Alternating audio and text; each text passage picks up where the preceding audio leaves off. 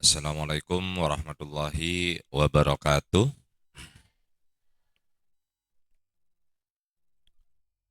Alhamdulillahirabbil alamin wa bihi nasta'inu ala umuri dunya waddin. Qala rabbi shrah li sadri wa yassir li amri wahlul 'uqdatam min lisani yafqahu qawli.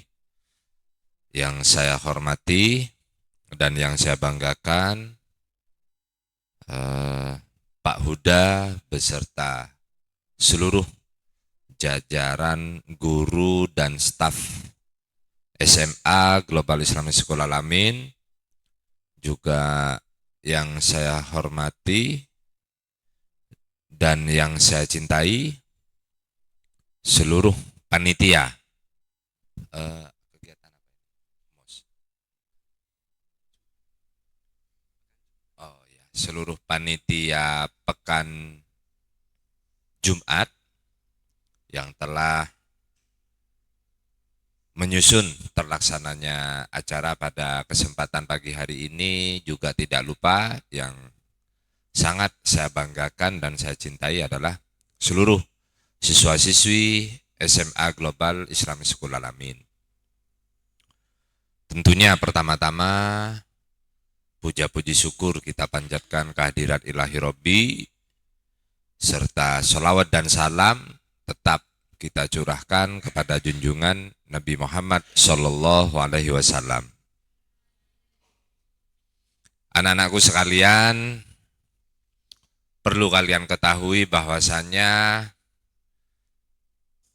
setiap manusia itu tidak bisa menghindari apa yang sudah ditetapkan atau yang sudah ditakdirkan terhadap dirinya. Nah, ini nanti ada kaitannya dengan perjalanan hidup kita semua. Jadi, kalian mungkin pernah mengetahui dan pernah diberitahu atau pernah mendengar, tapi mungkin masih belum memahami bahwasannya takdir itu kadang tidak sesuai dengan apa yang kita harapkan, tapi itu yang terbaik. Sama halnya dengan obat.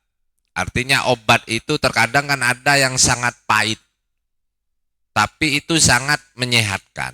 Nah, begitupun dengan takdir. Nah, lembaga ini ditakdirkan berdiri dan didirikan pada tahun 2014, yaitu SMP dan Pondok Pesantren Terpadu Al-Amin. Alhamdulillahnya 2018 SMA Global Islamic School Al-Amin ini ditakdirkan untuk didirikan. Nah, sehingga SMA ini ditakdirkan juga sebagai tempat kalian semua belajar. Tujuannya sederhana. SMA ini tidak lain adalah mendewasakan kita semua. Pertama, ya, kita menjadi pribadi yang semakin dewasa pertama. Kedua, kita bisa mengikuti semua norma-norma agama dan norma-norma masyarakat. Jadi kuncinya kehidupan yang mudah ini dua. Pertama, mengikuti norma-norma agama, ya sholat 5 waktu, zikiran, ya, ngaji dan seterusnya. Itu norma-norma agama. Kedua, norma-norma masyarakat. Norma-norma masyarakat itu ya kita ikuti semua kebaikan-kebaikan yang ada di lingkungan sekitar kita. Umpama, ya, norma masyarakat mengatakan atau berasumsi bahwasannya laki-laki yang menggunakan tato itu kurang baik. Perempuan yang menggunakan tato itu kurang baik. Ya sudah, kita tidak perlu mentato tubuh kita. Secara norma agama pun juga dilarang karena menyakiti tubuh.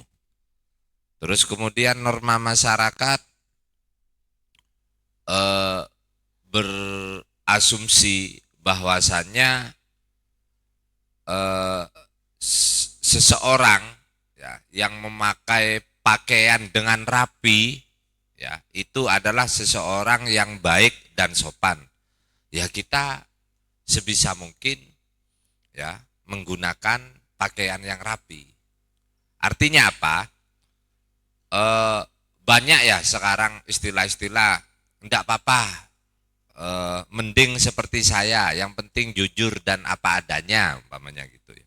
Artinya banyak kadang-kadang istilah-istilah yang digunakan untuk menunjukkan keburukannya. Artinya sekarang terbalik.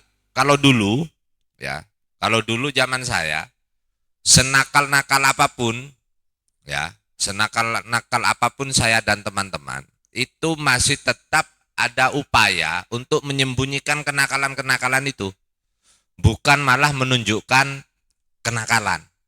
Nah, kalau sekarang seolah-olah terbalik, semakin menunjukkan kenakalan, semakin bangga. Nah, sebenarnya itu keliru. Itu enggak baik untuk masa depan kita. Karena apa? Allah Subhanahu wa taala saja melindungi, menjaga kesalahan-kesalahan kita, kekeliruan-kekeliruan kita agar tidak diketahui banyak orang. Kok malah sama kita diumbar. Kita bangga melaksanakan kekeliruan, kita bangga melaksanakan kesalahan-kesalahan. Nah, itu enggak boleh. Jadi ada istilah Jawa, mungkin kalian pernah dengar ya. Ajining rogo soko apa? Ajining rogo soko busono. Ya. Ajining ati soko apa? Soko lati. Ya. Bahwasanya kehormatan tubuh kita ini tergantung dari apa yang kita pakai. Ya. Kehormatan tubuh kita tergantung dari apa yang kita pakai. Kehormatan diri kita tergantung dari apa yang kita ucapkan. Itu. Nah, jadi orang yang kadang hidupnya, bukan terkadang ya, bisa dipastikan mungkin sama kalian, orang-orang yang hidupnya enak, ya, dia cenderung kehidupannya disiplin, tertib, dan rapi. Ya, rapi. Ada yang tahu Abah Sulaiman mungkin ya, tahu semua ya, Sultan Gondang Legi yang viral itu ya. Pernah lihat kalian beliau pakai celana sobek-sobek mungkin? Enggak ya? Atau kalian pernah lihat atau pernah masuk ke rumahnya dan di rumahnya berserakan banyak sampah atau apa gitu? Enggak ya? Enggak. Pastinya enggak. Nah, jadi dari dulu ke kakak-kakak kalian, saya ngomong, saya berpesan, kalian ingin menjadi orang kaya atau sebaliknya, orang yang tidak kaya? Jawabnya, kaya Pak. Oke, kalau kalian ingin menjadi orang kaya, latihan jadi orang kaya itu gampang. Ya, pertama, tertibkan dan disiplinkan waktu kalian. Semua aktivitas kalian catat. Kalian catat, sudah tertib apa enggak, sudah disiplin apa enggak. Kemudian yang kedua, itu biasakan rapi. Semua tempat yang ada sampean, tempat yang ada kalian, itu pasti rapi. Bukan sebaliknya, tempat yang semula rapi, begitu ada kalian, pasti berantakan. Nah, itu terbalik. Jadi mulai kalian balik, tempat yang semula berantakan, kalau ada saya, ini pasti rapi. Nah, dua hal ini adalah latihan untuk menjadi orang kaya, orang sukses. Itu. Jika kalian sudah bisa menerapkan itu, fa insyaallah ke depannya hidup kalian enak, selalu diparingi kemudahan, kelancaran dalam setiap aktivitasnya. Tapi jika yang kalian lakukan sebaliknya, ya, jika yang kalian lakukan sebaliknya, maka ke depan akan sebaliknya juga. Apa yang kalian lakukan tidak pernah terencana dengan baik. Apa yang kalian lakukan selalu menemukan hambatan dan kendala, sehingga apa? Sulit kalian untuk mendapatkan kesuksesan. Itu. Nah, jadi poin pentingnya pertama, jika kalian ingin hidup enak, ikuti norma agama dan norma sosial masyarakat. Ya. Kedua, jika kalian ingin menjadi orang yang kaya kelak, artinya orang yang diparingi kecukupan oleh Allah Subhanahu wa taala, maka latihlah diri kalian mulai saat ini untuk menjadi disiplin, tertib dan rapi. Itu. Nah, jika kalian ingin menjadi sebaliknya, mudah. Ya. Jangan ikuti norma agama, jangan ikuti norma sosial, ya. Jangan budayakan hidup disiplin dan tertib, jangan budayakan hidup yang rapi. Selesai itu. Beres. Kalian insya Allah jadi anak pang, umpama. Ya. Nah, jadi seperti itu anak-anakku sekalian. Dan usia SMA ini ya perlu kalian pahami. Usia SMA ini adalah usia-usia emas, ya. Dimana ibarat kembang itu kalian baru mekar, ya. Dan nantinya akan mekar secara maksimal. Ibarat kembang itu kalian baru memancarkan aroma yang harum, dan nantinya aroma yang harum itu akan lebih maksimal dan tercium kemana-mana. Sehingga apa? Sehingga di usia seperti kalian saat ini dan di kelas SMA ini, kalian harus gunakan semaksimal mungkin, sebaik mungkin. Itu. Jangan istilahnya untuk main-main, untuk santai-santai, itu sudah cukup lah 3 tahun masa SMP. Nah, 3 tahun masa SMA ini, kalian mulai naik tangga pertama di masa depan kalian masing-masing. Mulai diseriusi. Kalian ingin jadi apa, ingin seperti apa, itu mulai diseriusi. Kenapa? Karena setelah lulus SMA ada 2 pilihan. Kalian bisa langsung bekerja atau kalian terus melanjutkan kuliah. Nah, jadi diseriusi. Kalau kalian mau langsung kerja, minimal kalian sudah bisa dan kompeten dalam pekerjaan yang kalian inginkan. Kalau kalian ingin lanjut kuliah, minimal kalian paham jurusan apa nantinya yang akan kalian pilih, ya, di bangku kuliahnya. Itu. Sama, saya juga seperti itu dulu. Dari kelas 1 sampai kelas 6 saya main-main. Ya. Dari kelas 1 sampai kelas 3 SMP saya main-main. Ya. Dari kelas 1 sampai kelas 2 kadang main-main. Nah, di kelas 3. Di kelas 3-nya ini tak seriusi beneran sama saya. Kenapa? Zaman saya dulu, kalau ndak lulus ya ndak lulus. Beda sama zaman sekarang. Jadi zaman dulu itu banyak teman-teman saya yang stres gara-gara ndak lulus UN.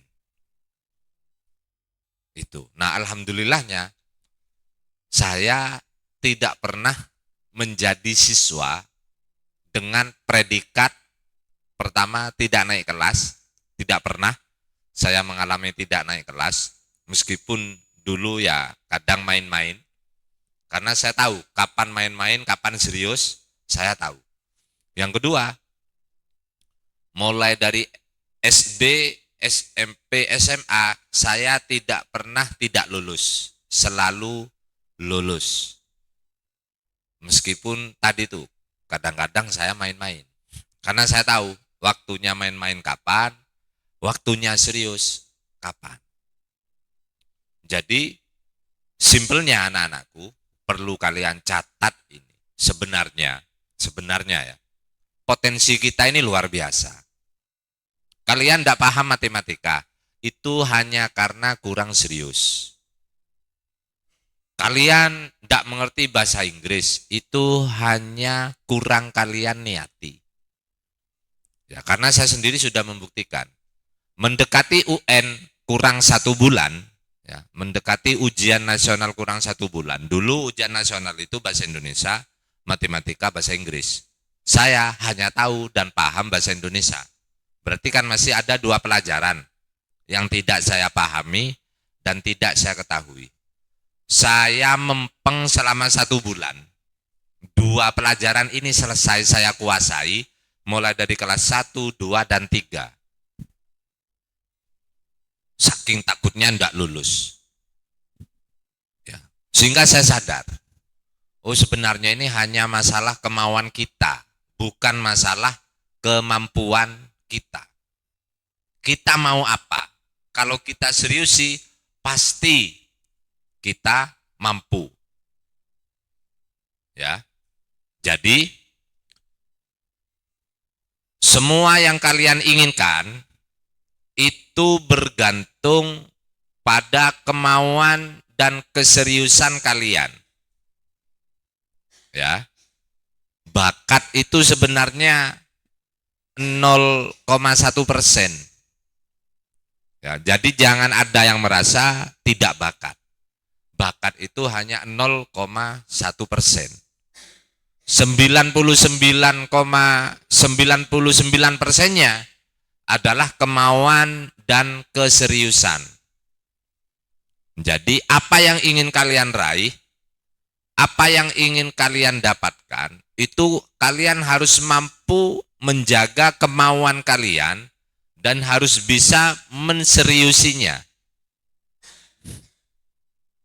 Itu. Ya. Nah, kalau 2 hal itu sudah bisa kalian lakukan, anak-anakku sekalian, insyaallah, mau apapun kalian, ya, ingin apapun kalian, pasti kalian dapat. Yang cowok-cowok umpamanya, saya nanti lulus SMA ingin menikah dengan calon istri yang cantik, solehah, mertua kaya, kaya raya, dan sudah tua. Nah itu kalau kalian serius sih, ya, kalau kalian niati, ya mudah terwujud.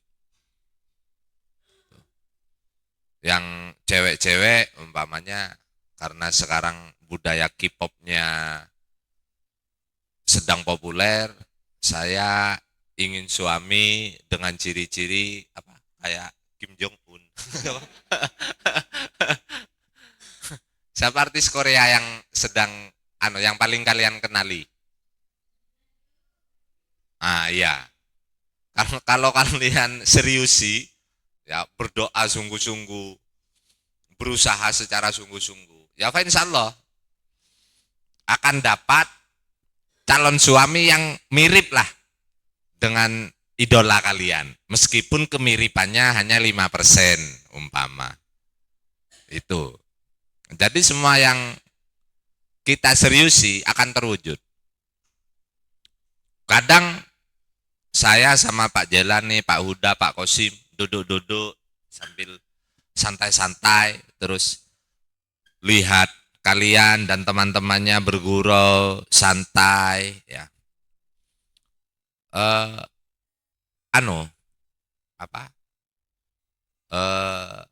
Kadang ingat masa lalu saya dulu ketika saya seusia kalian, bahwasannya ketika saya melihat kalian itu saya melihat masa lalu dan masa depan, ya. ketika melihat kalian tenang, santai, stabil dalam menghadapi berbagai macam persoalan. Saya ingat diri saya masa lalu dan saya melihat masa depan. Masa depannya apa? Bahwasanya ke depan kehidupan ini akan tetap baik-baik saja. Karena apa? Karena masih ada anak-anak alumni GIS Al-Amin yang siap menjaga kebaikan itu. Itu. Beda lagi kalau saya di pasar, di terminal atau di jalan atau di lampu merah melihat ada anak pang, melihat kadang ada anak-anak usia produktif untuk belajar, untuk cari pengalaman dan seterusnya, ngamen dan seterusnya. Saya hanya melihat masa depan yang suram.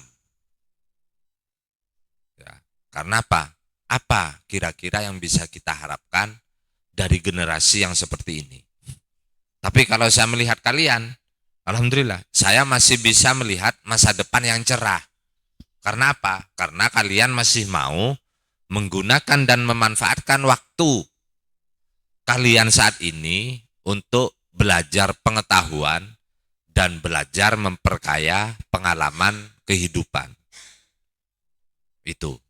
Nah, jadi keberadaan kita di sini patut kita syukuri bersama. Ya, patut kita syukuri bersama keberadaan kita di sini. Kenapa? Ya, karena oleh Allah Subhanahu wa taala kita semua yang ada di sini masih diberikan kesempatan untuk belajar tentang berbagai macam pengetahuan dan yang kedua untuk memperkaya tentang berbagai macam pengalaman.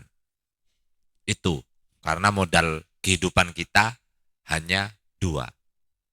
Intinya anak-anakku, dari apa yang sudah saya sampaikan tadi, ikuti norma agama dan norma kehidupan, latih diri kalian agar selalu bisa tertib, disiplin, dan rapi, ya. Manfaatkan waktu kalian sebaik mungkin untuk memperbanyak pengetahuan dan memperkaya pengalaman. Ya, yang ketiga, yang terakhir, jadilah orang yang optimis dan percaya diri. Tidak boleh minder. Ya, tidak boleh minder. Minder itu adalah pangkal dari kegagalan. Optimis dan pesimis dan minder itu pangkal dari kegagalan. Harus optimis, harus percaya diri. Percaya diri itu wajib. Ya. Makanya saking wajibnya sampai ada latihan, ya, sampai ada latihan untuk membuat kita percaya diri selama 1 hari penuh. Latihannya bangun tidur, ya, sebelum raup kalian harus ngaca dulu. Seperti apa wajah saya baru bangun tidur. Ya, kemudian raup,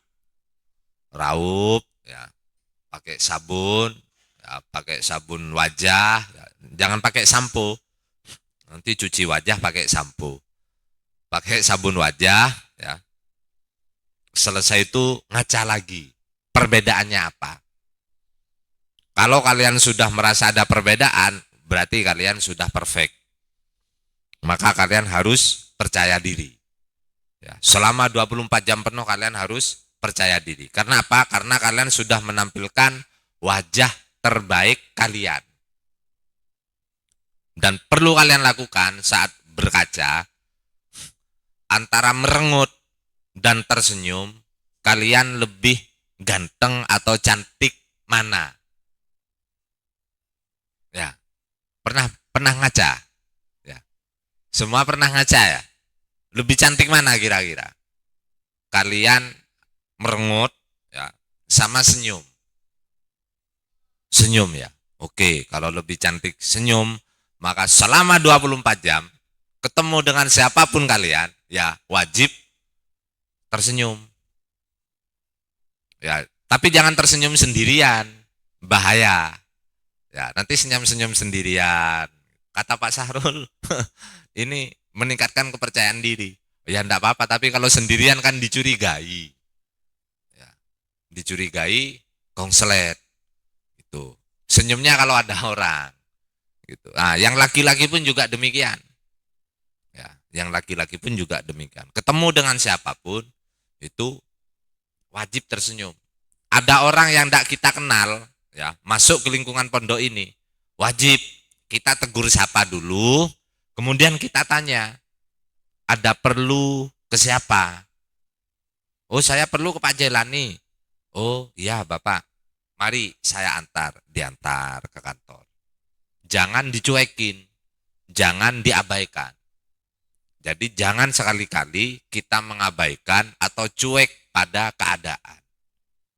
Ya, wajib hukumnya bagi kita ini peka ya terhadap keadaan sehingga kita bisa cepat tanggap.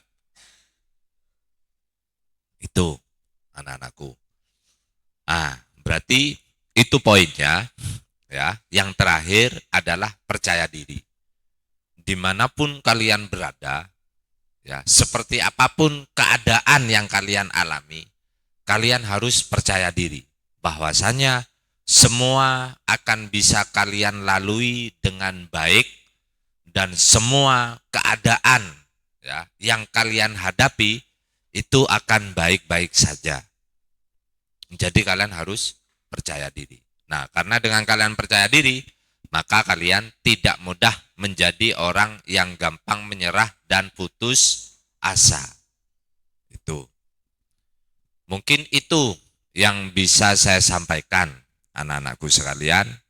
Jangan lupa kalian sudah berada di kelas SMA, kalian sudah harus lebih dewasa dan bijaksana.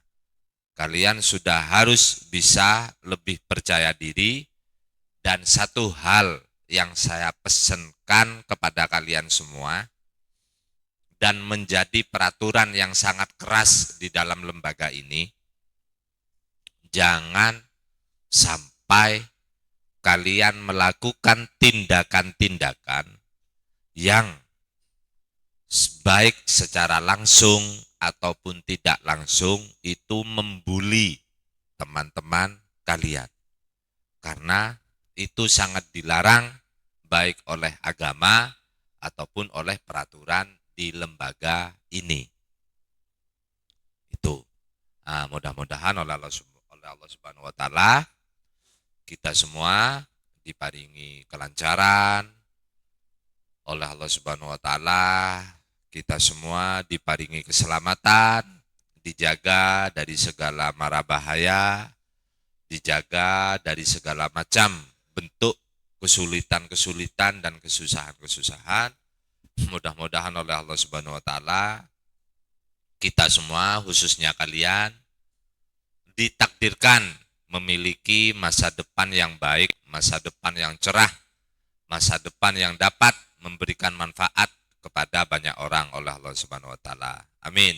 Ala hadiniyah wa kulliyatin sholihah. Biridaillahi ta'ala wa bisafati nabiyina Muhammadin sallallahu alaihi wasallam. Al-Fatihah.